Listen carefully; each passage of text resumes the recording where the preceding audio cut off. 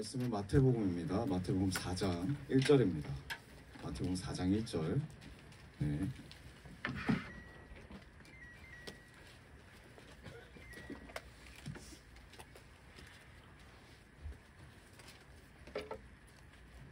마태복음 4장 1절 한 절입니다. 우리 한 목소리로 읽겠습니다. 시작. 그때 예수께서 성령의 병을 마귀에게 시험받으러 광야로 갔으나. 아멘. 오늘 말씀의 제목은 성령 충만의 삶이란입니다. 성령 충만의 삶이란. 우리 옆분들과 인사합시다. 성령 충만 받읍시다. 성령 충만 받읍시다. 할렐루야. 네, 오늘 말씀은 예수님께서 성령 충만함을 받으시고 성령의 이끌림을 받는 내용입니다. 받으시는 내용입니다. 여러분, 하나님께서 오늘 주시는 말씀을 통해서 성령님은 우리를 어떻게 인도하시는지, 그리고 성령님의 임재 가운데 우리의 삶을 어떠한 영향력을 끼치는지를 우리가 함께 나누기 원합니다. 여러분, 성령 충만 다 받고 싶으시죠? 네. 정말인가요? 네. 우리 모두 다 성령 충만하면 좋겠다라고 생각합니다. 그리고 성령 충만을 위해서 우리가 열심히 기도하고 있죠. 그럼 왜 여러분 성령 충만을 받고 싶으십니까? 왜? 네.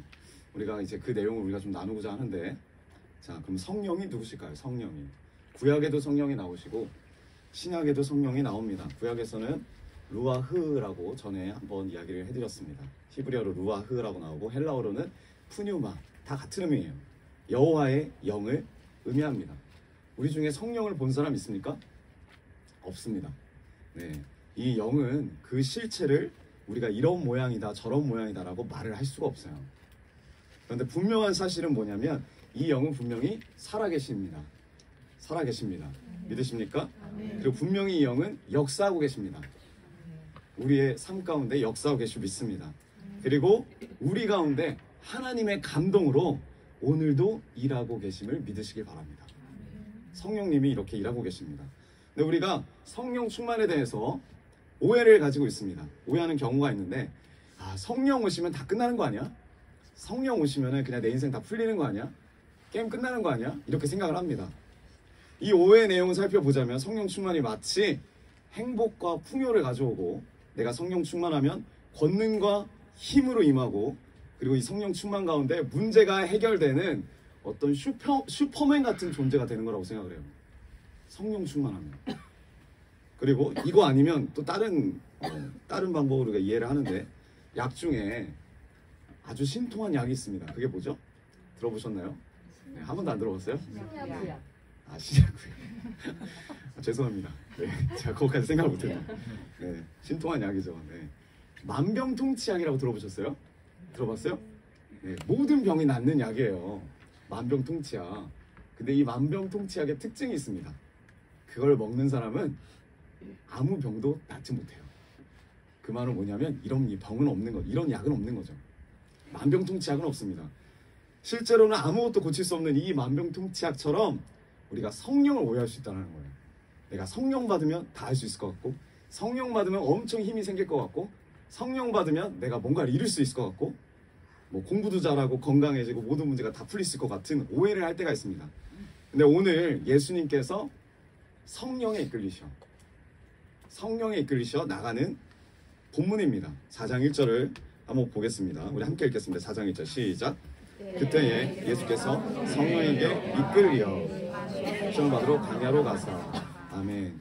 예수님이 분명히 성령에 이끌리셨어요. 성령에 이끌리셨어요. 그리고 어디를 갑니까? 광야를 가요. 우리 생각에는 성령을 좀 받으면, 성령 충만하게 되면 좀 영광도 받으시고 대접도 받으시고 높은 자리로 좀 승진도 하시고, 네, 좀 이렇게 돼야 되는데 그게 아니라 마귀에게 시험을 받으러 광야로 갔다는 사실이 참으로 충격적입니다.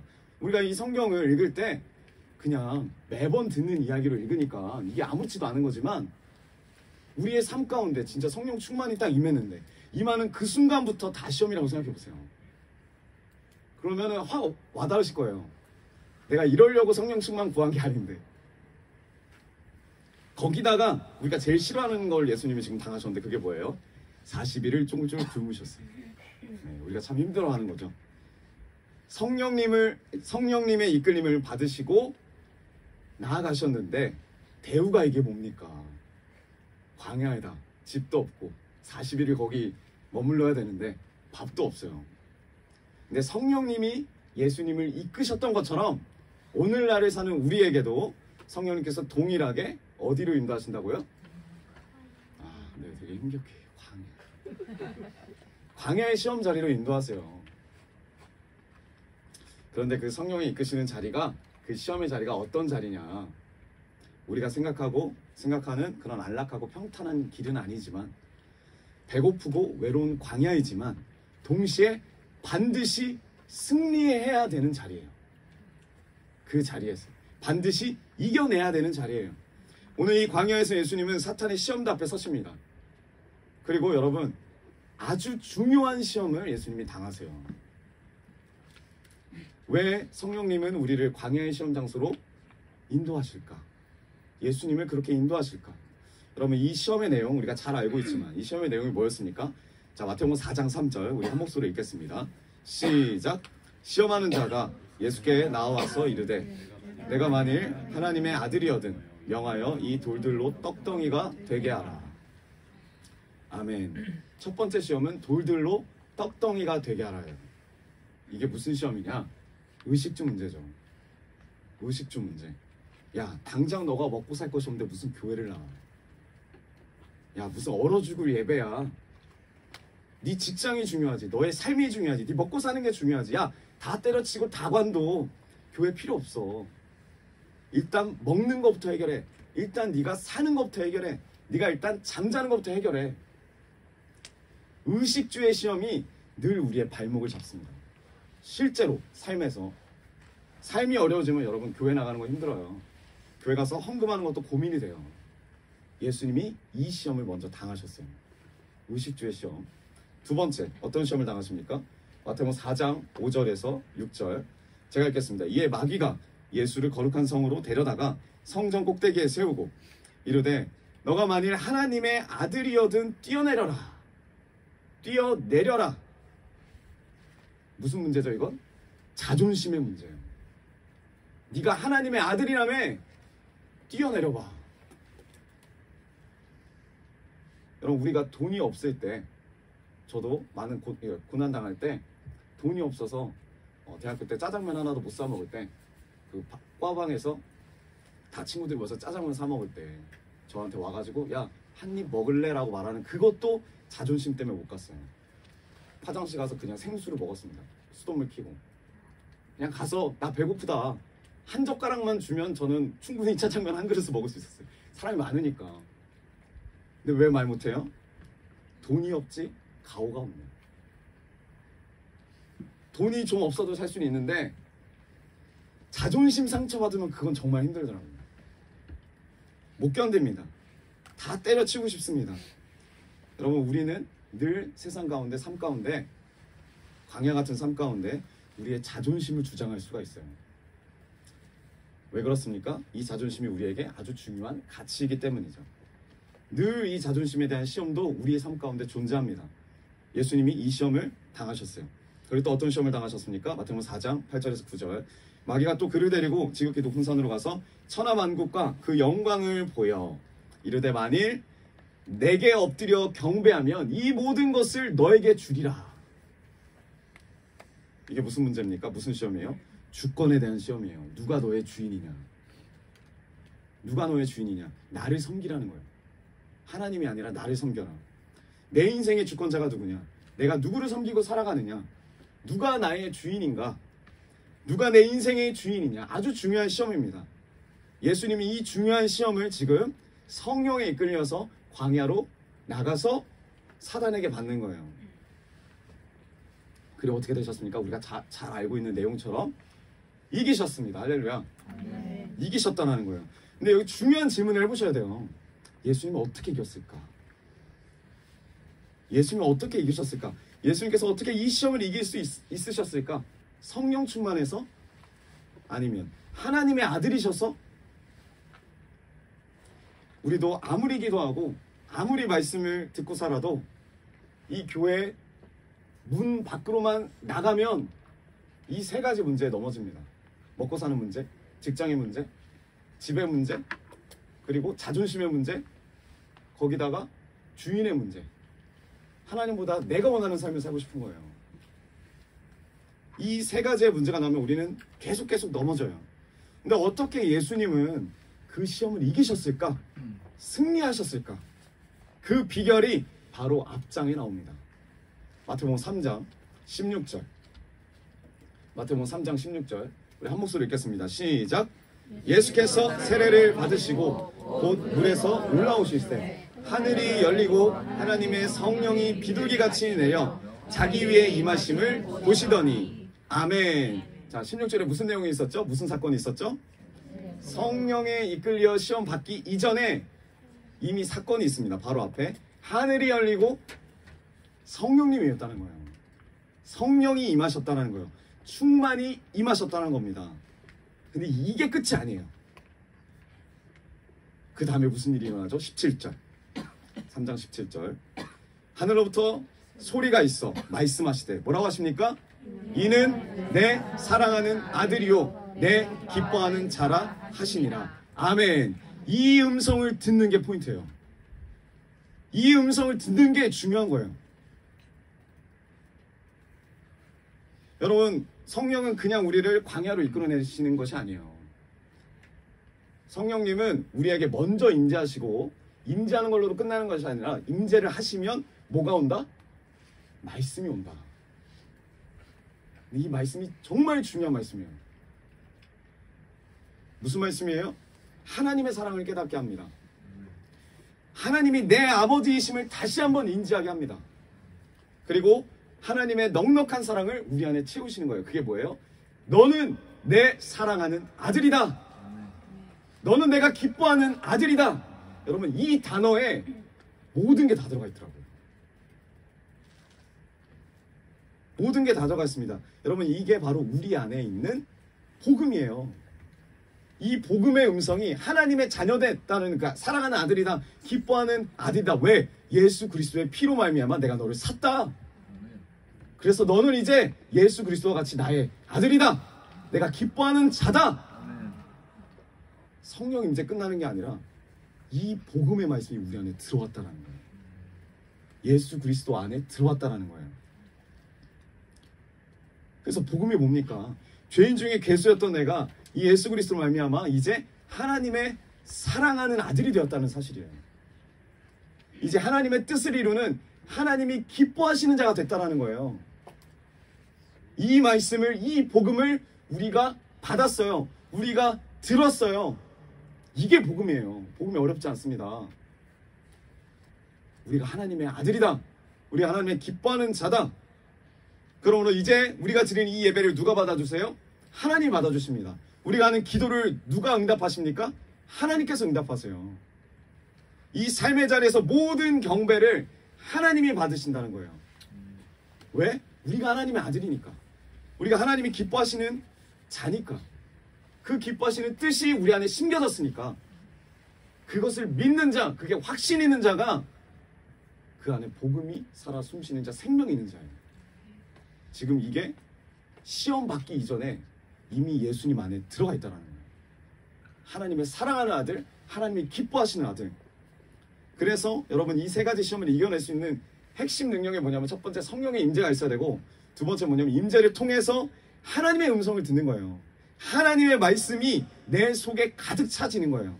복음의 말씀이 전하지 않고는 견딜 수 없는 그 말씀, 그 말씀에 내 마음이 뺏기는 거예요. 그리고 나서 가라는 거예요.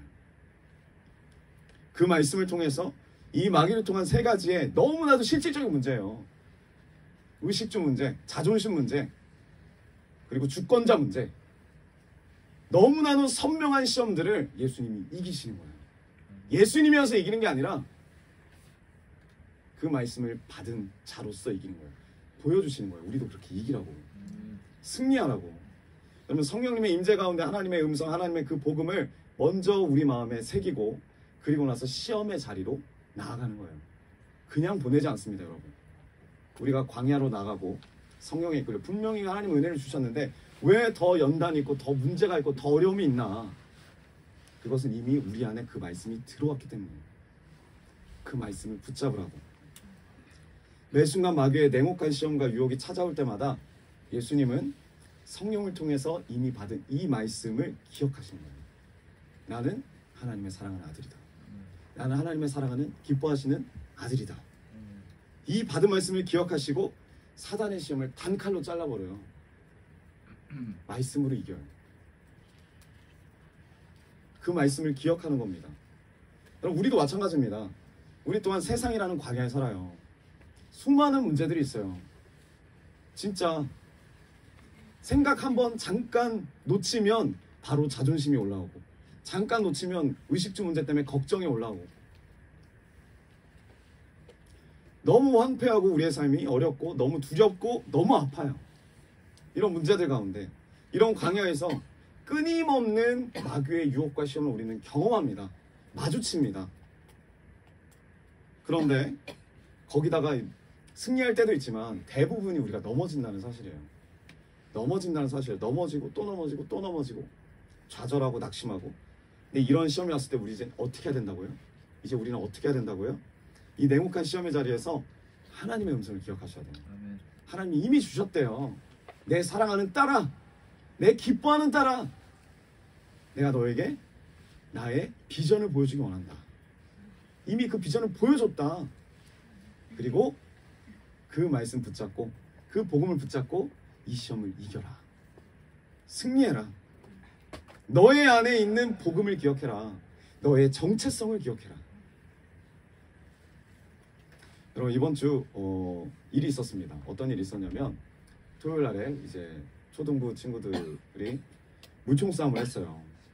물총싸움 하나님 마음을 주셔서 저번 주에 하려고 했는데 저번 주에 못하고, 여러 가지 답사도 문제도 있고 해가지고 이번 주에 하게 되었습니다. 그래서 하나님이 수요 예배 끝나고 이제 갑작스럽게 그 마음을 주셔가지고 그 토요학교를 총괄하는 청년 둘이 있습니다. 그 둘한테 제가 토요일 날에 물총싸움을 진행하되 오전에 하라는 마음을 주시니까 오전에 예배드리고 진행을 해라 라고 이야기가 그렇게 된 거예요. 그래서 공지도 올라가고 막 그랬는데, 이제 거기서 갑자기 두 청년이 그러는 거예요. 저한테. 청년부가 저녁인데 청년부한테는 어떻게 공지를 할까요? 그래서 제 마음 가운데 뭐 청년부 그때 뭐 떡볶이를 한다고 했었나? 라는 이야기를 들었어요. 아, 근데 점심에 떡볶이 하기 너무 힘들 텐데. 그래서 제가 그랬어요. 그냥 라면을 먹어도 되지 않니? 옛날에 우리 많은 친구들도 짜장 범벅 먹고 이렇게 무럭무럭 지금 무겁게 컸는데, 뭐 한번 그냥 그렇게 먹어도 되지 않을까라고 마음을 먹고 그렇게 하겠다고 했어요. 그래서 부담 안 가게 그냥 라면 먹고, 뭐 복잡하잖아요. 뭐 무총싸움하고 이런 여러 가지 일들이. 그래서 준비를 했는데 음식을 준비하는 청년부와의 소통을 못한 거죠, 제가.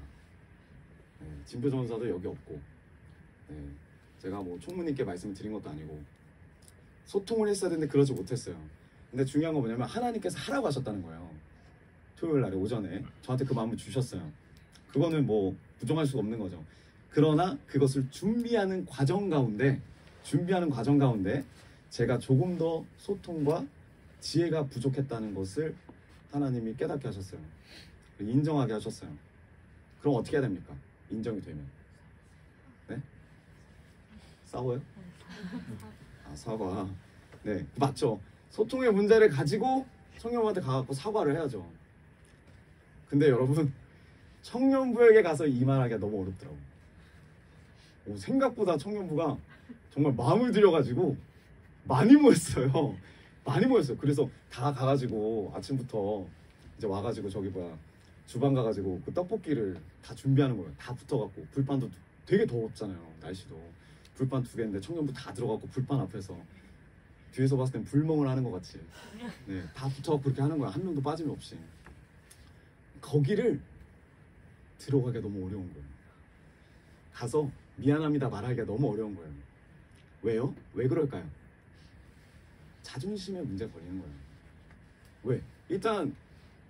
일단은 제 마음에는 합리화가 있어요. 왜냐면 하나님 그렇게 하라고 하셨으니까.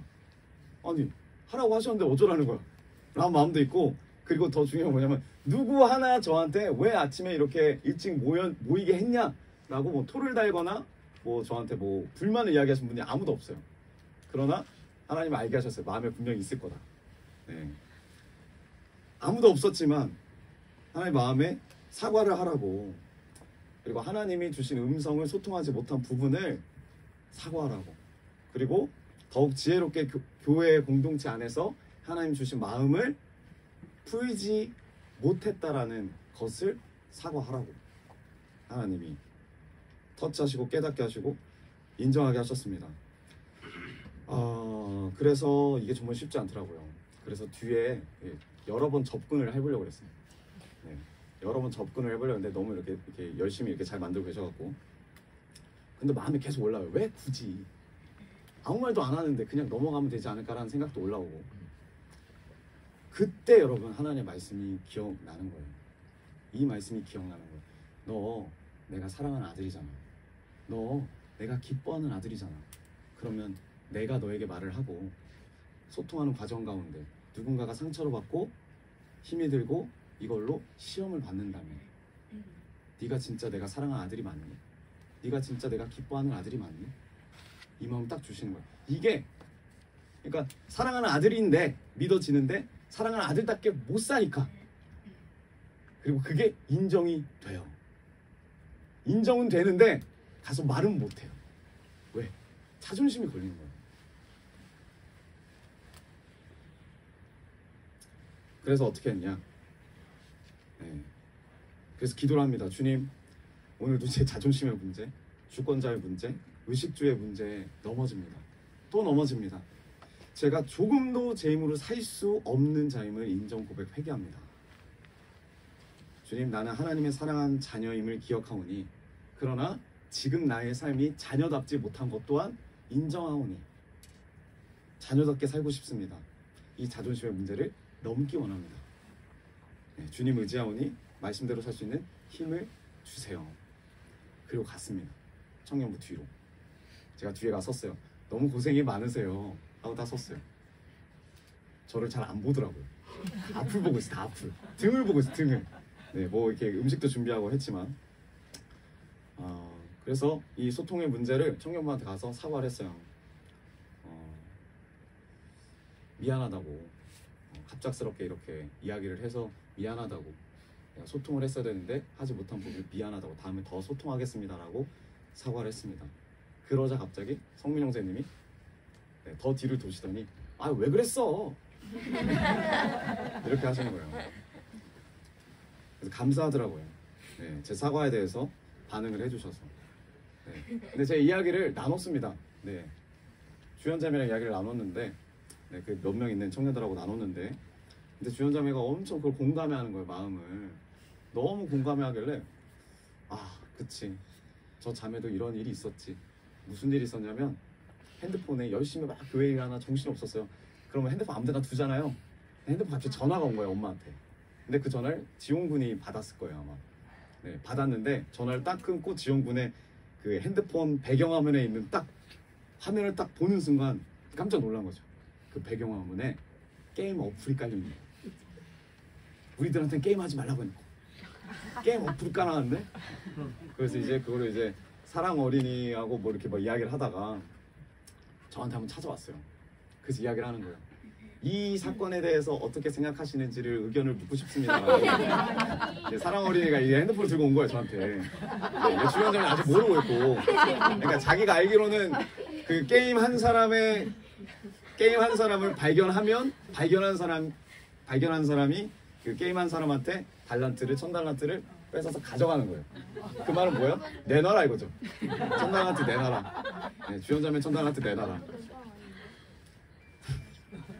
그래서 그거를 이제 대청구 다 했을 때 주연자매한테 이야기를 했어요.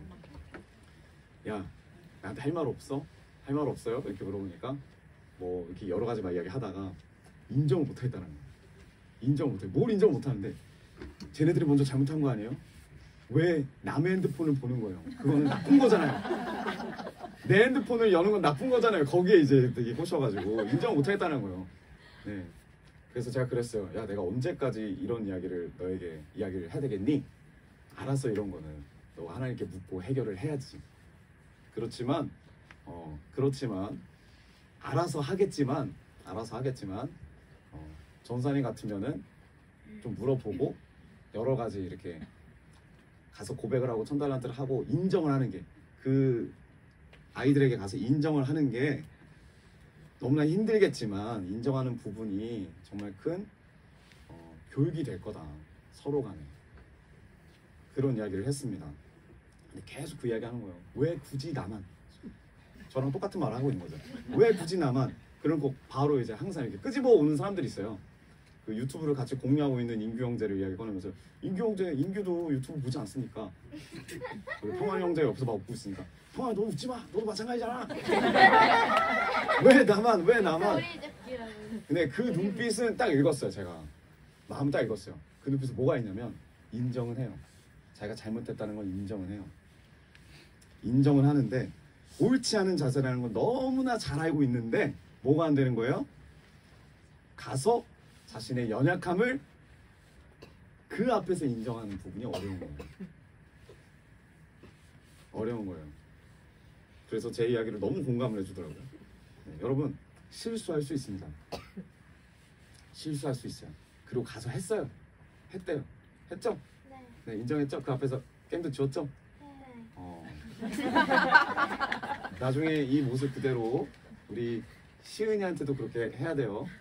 그래서 나중에 그쪽에서만 딱 끝내는 게 아니라 실수할 수 있습니다, 여러분. 하나님의 뜻을 받았지만, 그리고 내가 잘못했다는 걸 알기도 하지만 그것을 풀어가는 과정 가운데 넘어질 수도 있어요. 넘어질 수도 있더라고요.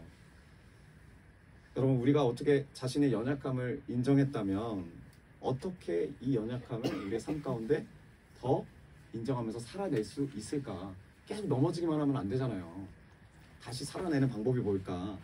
주님이 우리에게 하셨던 말씀을 기억하라는 거예요. 아, 나는 하나님의 사랑하는 아들이었지. 이렇게 살면 안 되지. 하나님이 기뻐하시는 자녀였지. 이렇게 살면 안 되지. 내 안에 복음이 있는데 그 복음을 무시하는 삶을 살면 안 되지. 그 복음을 신뢰하는 거예요. 복음대로 살지 못할 수도 있어요. 못하면 하나님 앞에 인정하고, 그리고 상처 준 사람들한테 가서 그걸 인정하고 고백하고. 이게 시작이더라고요. 이게 시작. 인정이 되었다면, 하나님의 자녀의 삶을 살지 못했음을 회개한다면 그 주님을 의지하고 자존심의 문제를 넘어가야 돼요. 예수님이 그렇게 가셨던 거죠. 네. 이게 우리 다음 세대에게 전해줄 귀한 신앙 중에 하나라고 생각합니다. 이게 복음의 삶을 사는 거라고 생각합니다. 네, 시은이 아버지도 그렇게 사시길 원합니다. 시은이 어머님도 그렇게 사시길 원하시고. 왜냐, 다음 세대니까 시은이가. 여러분, 이 땅에 수많은 MK가 있고 PK가 있습니다. MK가 뭐냐면 선교사님 아들, PK가 뭐냐면 저와 같은 목사님 아들. 근데 사역자의 부모들에게 수많은 상처를 받고 교회를 떠나는 MK, PK가 많아요. 왜 떠날까요? 이 사람들은, 이 자녀들은 자기 의지 상관없이 태어났는데 부모님이 목사님 하는 경우가 있어요. 그 목사님을 하면서 받은 어떤 고난과 상처들을 이 자녀들까지도 받는 경우가 있어요. 그래서 이 자녀들이 어려움을 부모님한테 이야기하면 대부분 뭐라고 돌아올까요? 이야기가. 여러분, 뭐라고 돌아올까요? 저는 많이 들어봐서 아는데 뭐라고 하냐면 이런 말이에요. 다 이해하라고 해요. 너가 이해해라. 너가 기도해라. 네가 나중에 부모가 되면 부모의 마음을 이해할 것이다. 네가 자녀를 낳으면 부모의 마음을 이해할 것이다. 여러분, 그 자녀가 몇 살인데요? 초등학생, 중학생이 어떻게 합니까? 그거를. 그리고 또 더 어려운 말을 해요. 하나님께서 알려주실 것이다. 못 알아요. 몰라요. 그 어린 세대들이 그 고난을 어떻게 이해합니까?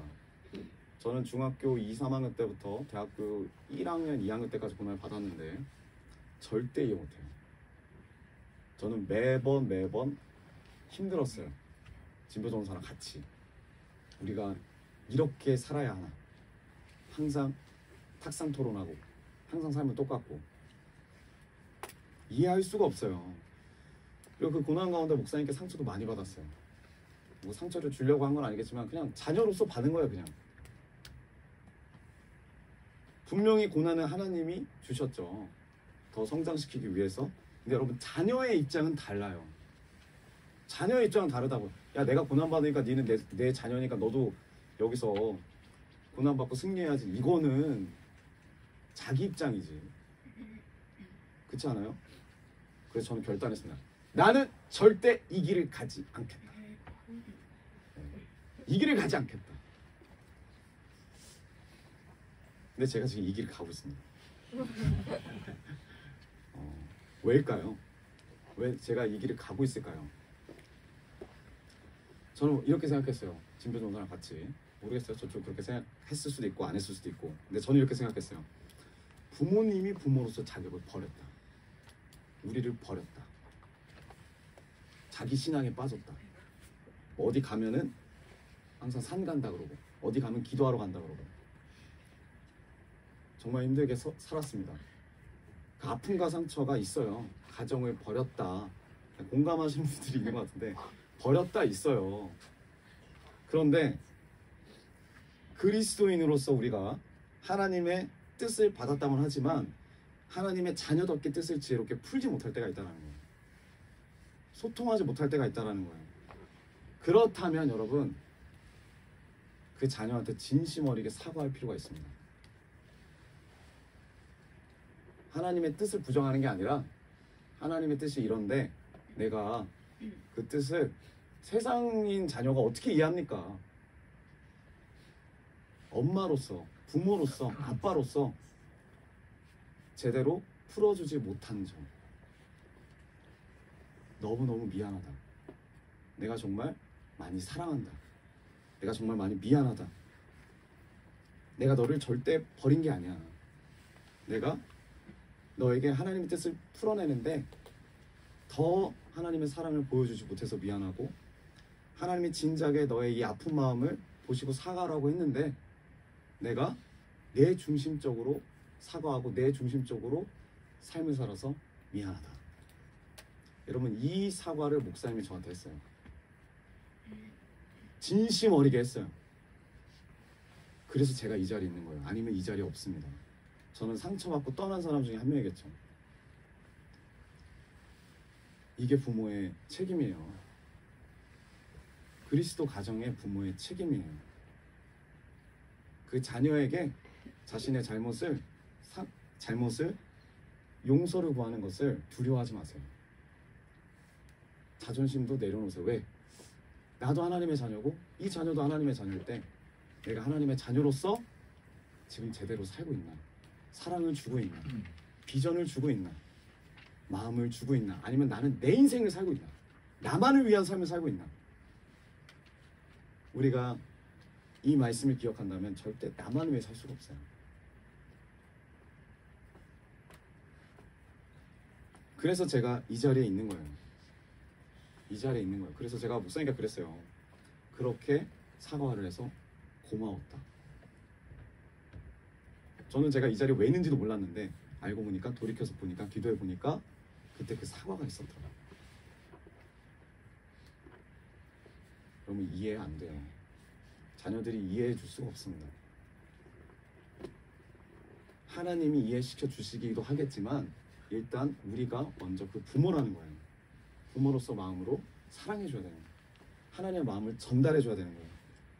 여러분 베드로가 있습니다. 사도행전 6장을 보면 7집사를 뽑는 사건이 있죠. 우리가 사도행전 같이 나눴을 때 또 봤는데 갑자기 제자들이 늘어나요. 초대교회에 엄청나게 많이 늘어납니다. 그래서 이제 집도 없고 이제 디아스포라 사람들이 다 몰렸으니까 6월절날에 그리고 성령 받고 떠나지도 않고 여기 계속 머물고 있으니까 집도 없고 먹을 것도 없고 뭐 잠잘 것도 없죠. 당연히 입을 옷도 없고 그래서 서로 막 물건을 통용하고 나누는데 문제가 뭐였냐? 헬라파 과부들이 누락이 됐다는 거예요. 헬라파 과부들한테 먹을 것이 안 가고 집이 제공이 안 되고 이런 부분이 일어나서 이제 분명히 이제 이런 부분이 실수죠. 실수. 일부러 빼놓은 게 아니지만 실수예요. 근데 성령 충만했던 베드로가 이 사건 가운데 자기 안에 있는 복음으로 자기의 삶을 보는 거예요. 내가 하나님의 기뻐하시는 아들로 하나님의 사랑하시는 아들로 지금 성도들을 대하고 있나? 아무리 자기 실수가 아니더라도 자기 잘못이 아니더라도 자기가 하나님의 자녀로서 놓친 부분을 인정하고 회개한 결과가 뭐예요? 6장 2절. 12사도가 모든 제자들을 불러 이르되 우리가 하나님의 말씀을 제쳐놓고 접대를 일삼는 것이 마땅하지 아니하니. 이렇게 보면은 이게 그냥 무슨 말인지 모르겠지만 결과적으로 뭐냐면 모든 초대교인들 앞에서 이 사도들이 그리고 대표로 베드로가 자신의 잘못을 인정하는 거예요. 내가 잘못했다. 내가 하나님의 뜻을 제대로 소통하지 못했다. 교회를 세움에 있어서 지혜롭지 못했다. 뜻만을 강조하지 않아요. 난 잘못한 거 없다. 왜 하나님은 하나님 대로 나누고 하나님 하나님 대로 살았는데 아니 뭐 그럴 수도 있지. 그 니들끼리 알아서 풀어야지. 이렇게 안 해요. 리더자가 먼저 잘못을 구해요. 하나님 앞에 먼저 구하고 성도들에게 잘못을 인정합니다. 내가 지혜롭지 못했다. 그래서 뽑잖아요. 7집사를. 그냥 뽑지 않습니다. 7집사를. 어떻게 뽑아요? 자, 6장 3절. 형제들아 너희 가운데서 성령과 지혜가 충만하여 거기다 플러스 칭찬받는 사람 7을 뽑아라. 자신과 같이 성령 충만한 사람이 필요해요. 왜? 복음의 말씀이 그 안에 있으니까. 성령 충만하면. 그리고 실수하고 넘어질 때마다 일어날 수 있어요. 고백할 수 있어요. 인정할 수 있어요. 그 복음의 말씀을 붙잡고 잘못을 인정하는 리더들을 뽑아요. 그냥 뽑는 게 아니에요. 그래서 스테반 보세요. 복음이 끌어넘치잖아요. 자기를 보잖아요. 그리고 어떤 사람을 뽑습니까? 말씀을 삶에서 지혜롭게 풀어내는 자, 지혜 있는 자를 뽑는다는 거예요. 제가 이게 부족했다는 거죠. 여러분, 이것이 그리스도인이고 이것이 하나님의 영향력을 세상에 끼치는 리더예요. 주님이 우리가 이런 삶을 살기를 원하십니다. 성령과 지혜가 충만한 자, 그리고 그 안에 전할 메시지가 있는 자, 증인. 그게 칭찬받는 자라고 그랬죠. 당연히 그 안에 메시지가 있죠. 성령 충만하면 복음이 그 안에 들어가 있는데 사랑하는 아들이고 기뻐하는 아들이다. 사랑하는 딸이고 기뻐하는 딸이다. 그 복음의 메시지가 안에 있는데 이걸 전할 수밖에 없는 거죠. 그게 7집사였어요. 여러분, 나와 함께 하시는 성령을 믿으신다면 이미 여러분 안에 하나님이 주신 복음이 있다는 사실을 믿으십시오. 그 주님께서 우리를 사랑하는 자녀로 삼으신 줄 믿으십시오. 기뻐하는 자녀로 삼으셨습니다. 이게 복음이라는 거예요. 이게 복음이에요. 이 복음이 있다는 것이 삶을 실패하지 않고 삶을 살 때 실수하지 않고 잘 살 수 있다는 말이 아니라 이 복음이 있기 때문에 의식주 문제에 넘어져도 자존심 때문에 넘어져도 하나님보다 나를 선택하면서 넘어진다 하여도 내 안에 성령 충만함으로 이미 주신 그 말씀 붙잡고 너는 나의 사랑하는 자녀야. 내 기뻐하는 자녀야. 그러면 어떻게 해야 되겠니? 주님의 음성을 듣는 거죠. 그럼 살지 못하는 자신을 주님 앞에 그 말씀 앞에서 인정하고 회개하며 다시 주님의 자녀로 살아가길 원한다고 고백하는 기도. 그것이 하나님 기뻐하시는 기도고 자녀된 삶인 줄 믿습니다. 그래서 이 성령님의 음성, 이 복음을 먼저 듣고 그 후에 시험의 자리로 나가는 거예요. 여러분, 지금 시험의 자리로 나가 있다면 우리가 이 말씀이 다 있는 거예요. 그 시험의 자리에서 이미 받은 말씀을 기억하는 삶, 그게 중요하다는 거죠. 근데 이 음성은 내가 좋을 때는 안 들려요. 이번에 그 나가서 무총싸움 하는 거 보니까 영상을 제가 봤거든요. 영상을 봤는데 와, 평화 형제가 정말 잘 쏘더라고요. 네, 집중해. 눈빛이 달라요. 이렇게 딱 하는데 눈빛이 달라요. 물총 쏘는 것마다 이 물병들이 탁탁탁 넘어가요. 그래서 너무 이제 군인같이 방금 제대한 상호 형제보다도 더 잘 쏴가지고 네, 뭐 따로 연습을 하는지 네, 물어봤어요. 물총을 쏠 때 혹시 어떤 마음으로 쐈니? 군대의 경험으로 쐈습니다. 혹시 제 표현에 이렇게 물어보죠. 물총을 쏠 때 하나님을 의지하진 않았니? 하나님을 의지하진 않았는데요. 경험이 있으니까 음성이 안 들려요. 내가 뭐 재물이 많거나 일이 잘 되고 형통할 때 이 말이 안 들려요. 하나님의 기뻐하는 자다, 사랑하는 아들이다, 사랑하는 딸이다, 이 말이 안 들려요. 그런데 광야의 자리, 그 시험을 받으러 가는 그 자리, 성령의 임재와 함께 말씀이 기억날 수밖에 없습니다. 그 자리가 우리의 삶을 다시 한번 일으키시는 하나님의 사랑이 그 자리 가운데 우리를 움직이실 줄 믿습니다. 말씀의 결론을 맺기 원해요. 여러분 성령 충만 받으셨습니까? 여러분 안에 말씀이 있음을 믿으십니까? 아멘. 여러분 안에 전하지 않으면 안 되는 뜨거운 복음이 있습니까? 네. 그렇다면 성령님이 이제 우리를 어디로 보내신다? 광야로 보내신다. 광야로 보내신다. 그 광야와 세상으로 보내시는데 그곳엔 마귀의 유혹이 있어요. 일상의 시험이 늘 가득합니다. 근데 주님이 원하신 건 뭐냐면 예루살렘 그리고 온 유대 사마리아 땅끝까지 이르러서 이제 증인이 되길 원하세요. 왜? 우리 안에 그 받은 말씀이 있으니까. 넘어져도 괜찮대요. 그 말씀 붙잡고 일어나면 된대요. 근데 왜 교회 안에 있지 않고 가라고 합니까? 일상에서의 승리가 진짜 복이기 때문이에요. 일상에서의 승리가 진짜 능력이기 때문입니다. 그래서 마귀가 걸어오는 이 시험을 이길 수 있는 방법, 이 방법은 이미 받은 복음을 매일매일 회복하는 겁니다. 마귀의 시험을 이길 만한 이 하나님의 사랑을 이미 우리 안에 주셨대요. 이 복음의 능력이 이미 우리 안에 있대요. 여러분 이걸 믿으시고 가서 제자가 되라라는 그 주님의 말씀에 순종하는 우리 그로비전교회 한 분 한 분 모든 성도님들과 사역자분들이 되기 원합니다. 그럴 때 우리 모든 문제에서 승리하게 될 줄 믿습니다.